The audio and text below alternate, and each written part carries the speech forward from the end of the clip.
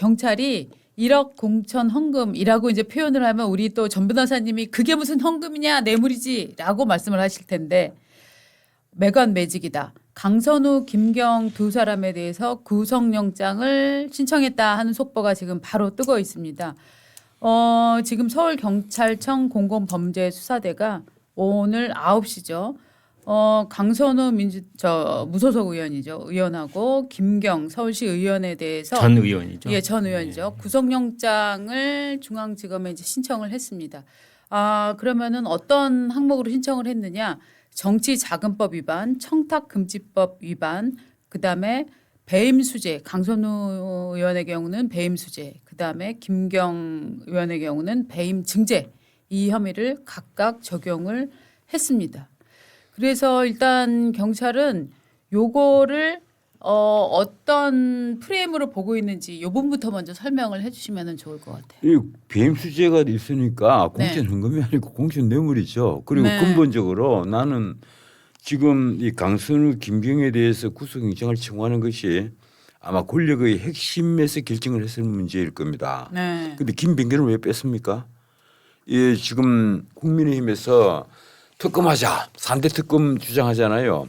어제 그 국회 대표실에서도 이제 마지막에 그걸 강조를 했는데 그렇습니다. 그래서 대통령과 영수회담까지 요구를 했는데 그걸 이제 피해 나가려면 뭔가 강선우, 김경 이 정도는 이제 쓰레기통에 처박을 수 있다. 뭐 이런 판단을 했겠죠. 네.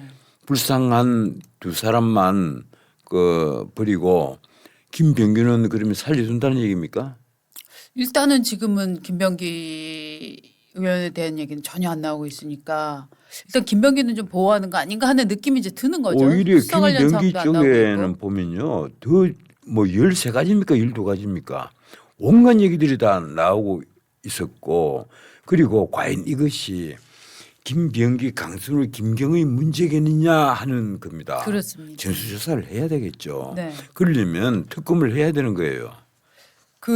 지난번에 김병기 의원이 탈당을 하면서 그 얘기했잖아요. 한 달만 기다려 달라고 했는데 그걸 안 기다려주고 나를 제명을 하다니 하면서 그때 제명을 하려고 하다니라고 하면서 굉장히 이제 분노를 표했었거든요. 근데 실제로 근 한 달 사이에 굉장히 김병기라는 키워드는 사실은 뉴스에서는 이 관련 뉴스에서는 잠잠해지고 있습니다. 지금 현장 기자들이 취재한 그 포인트 중에 하나는 이제 이거를 공무가 아닌 당무로 보았다. 이제 그런 측면을 하나 파고 들어가더라고요. 그래서 배임 수재가 뇌물적 성격은 있지만 이제 그러니까 이 구속영장을 신청할 때는 혐의를 이제 적시를 정확하게 하는데 그게 뇌물죄 이렇게 돼 있지 않고 이제 배임 수증제라고 돼 있는데 그것은 공무가 아니라 당무다. 그러니까 공천 관련해서 뭔가 돈이 오간 것은 당무에 관한 것이다. 이제 이렇게 해서 뇌물죄를 피해간 그런 측면이 있다. 뭐 이렇게 꼬집어 놨어요. 그다음에 또 하나는 이제 이렇게 되면 이제 국회에 체포동의안이 와야 될 텐데 김경은 해당되지 않지만 강선우는 해당이 된다 이렇게 봐야 되고 지금 이제 2월이 임시국회가 회기 중에 있거든요. 그래서 체포동의안이 이제 국회로 넘어오게 되면 국회에서는 또 어떤 절차가 어떻게 진행이 될지 정말 그 민주당 의원들이 전부 다 체포동의안에 찬성표를 던질지 이런 것들이 정치적인 관심거리로 계속 남아 있게 될 것 같아요.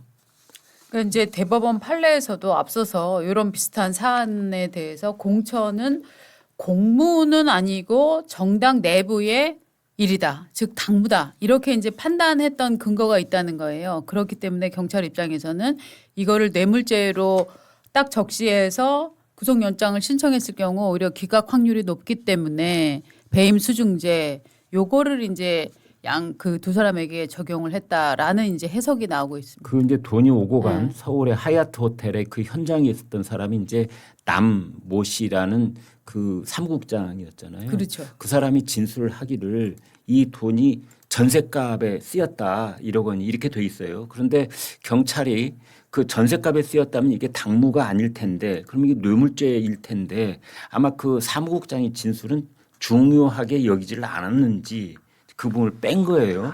당무로 돈이 오갔는데 정치 자금이라면 그게 어떻게 전셋값에 쓸 수가 있겠어요? 그런데 그게 앞뒤가 좀 이렇게 상충하는 부분도 있어 보입니다. 그러니까 공직자가 공직과 관련하여 공무와 관련하여 돈을 주고받았을 때 해당되는 게 이제 뇌물죄이기 때문에 경찰이 그렇게 이제 해석을 하고 있는 것 같은데요. 네. 그런데 제가 보기로는요. 이게 누가 뭐라 해도 뇌물이에요. 그렇죠. 이 장동혁 대표가 어제 대표님실에서 그렇게 얘기를 했죠. 비리를 알고 덮은 이 김hin지 부속실장 그리고 또 민주당 지도부까지 모두 수사를 해야 한다. 그렇죠. 이 얘기를 했단 말이에요. 네. 이건 내가 뭐 국민님을 편들기보다는 사실 이런 문제가 터지면 이 뿌리까지 다 파헤치려면요 특검하지 않을 수가 없는 겁니다. 그렇죠. 그런데도 원래 특검은 권력의 부패, 권력의 비리를 수사하는 것 아닙니까?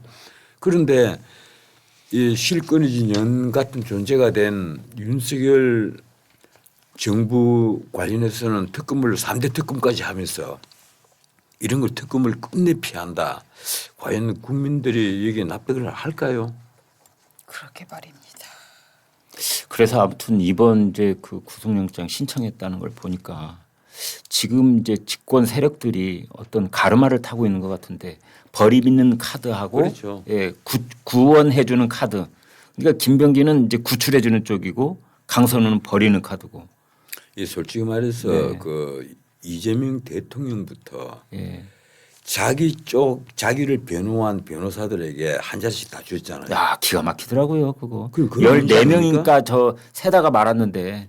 아니 대통령이 지금 8개월 동안 기업 총수를 불렀습니다. 몇 번을 불렀을까요? 12번을 소집을 했는데 오늘 아침에 많은 언론들이 이렇게 얘기를 해요. 대통령이 뭐 이것 때문에 뭐 해외 일정 취소했다면서요라고 하니까 이재용 삼성그룹 회장이 아유 당연히 와야죠 뭐라고 얘기하는 대목이 굉장히 많이 인용이 됐는데 정말 당연히 가야 됩니까? 제가 네.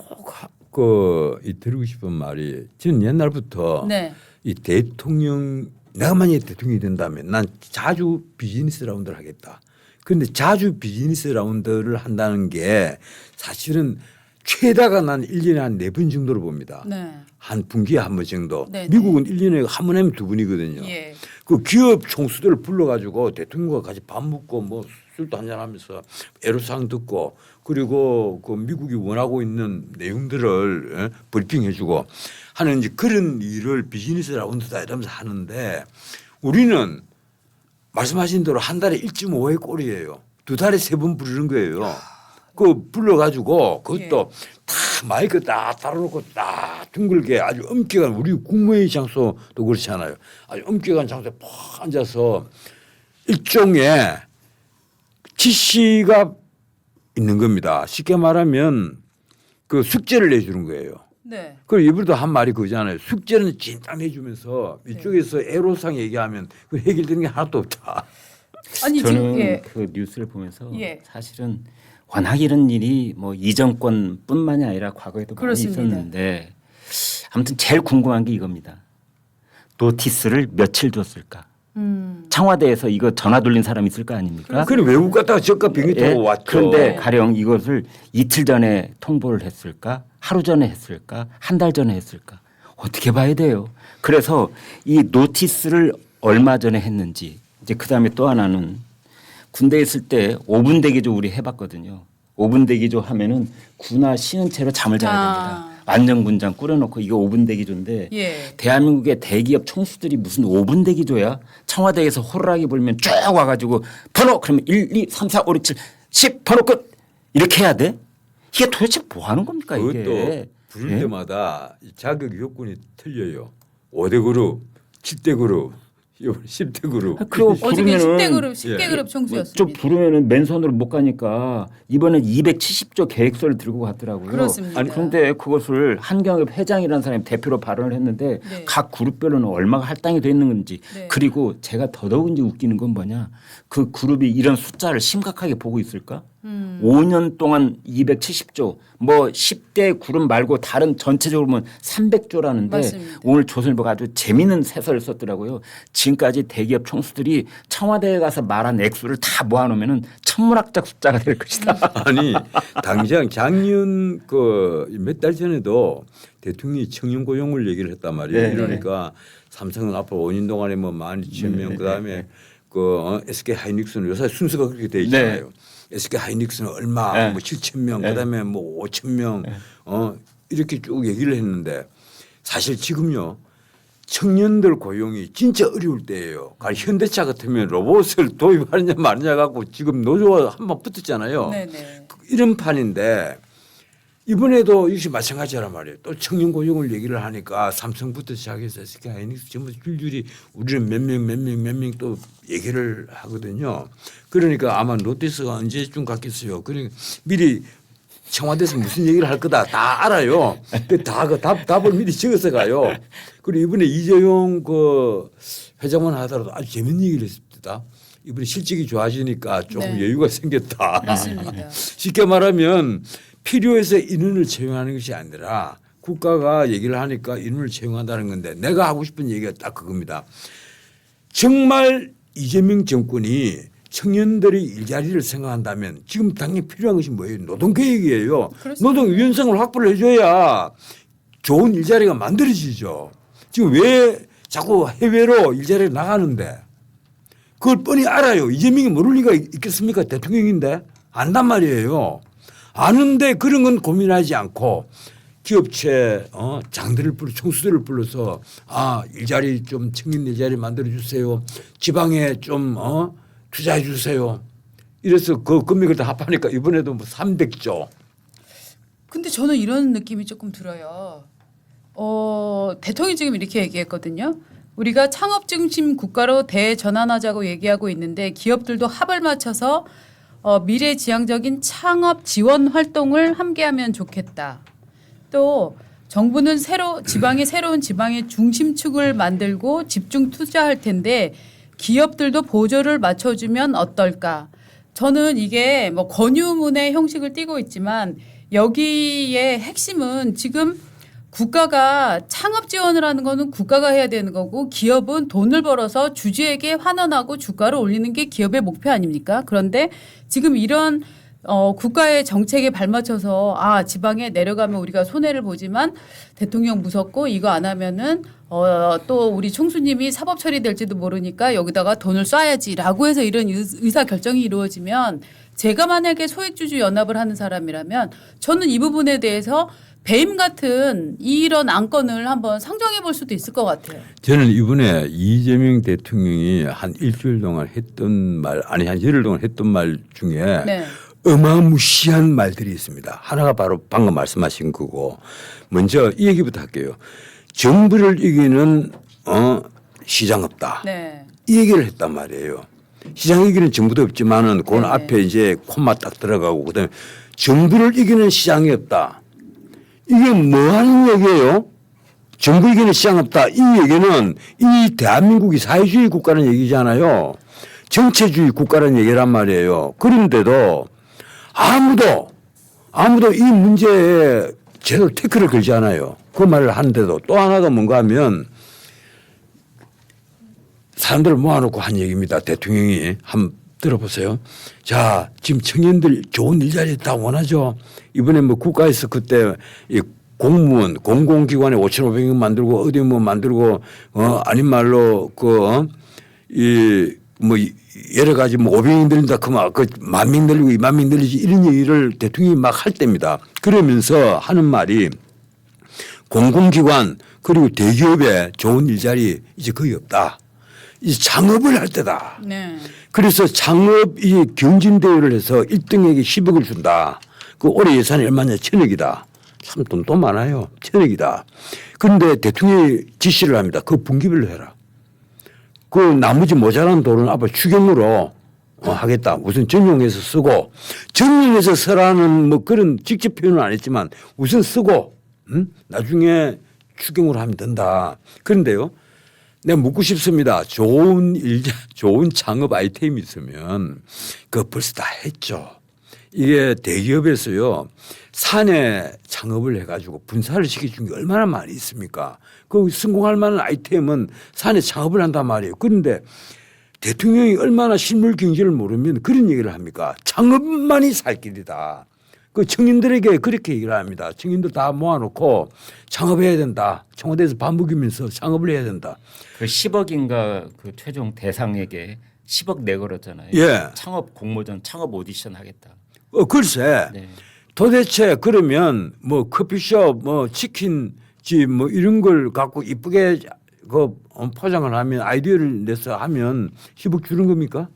나는 뭘 창업하겠다는 건지도 모르겠어요. 자, 말을 꺼내 주셨으니까 그 이재명 대통령이 얼마 전에 했다는 정부 이기는 시장 없다 이 말에 대해서 퍼플렉시티라고 하는 인공지능한테 물어봤습니다. 첫 번째, 자유시장 경제 질서와 정면으로 충돌한다.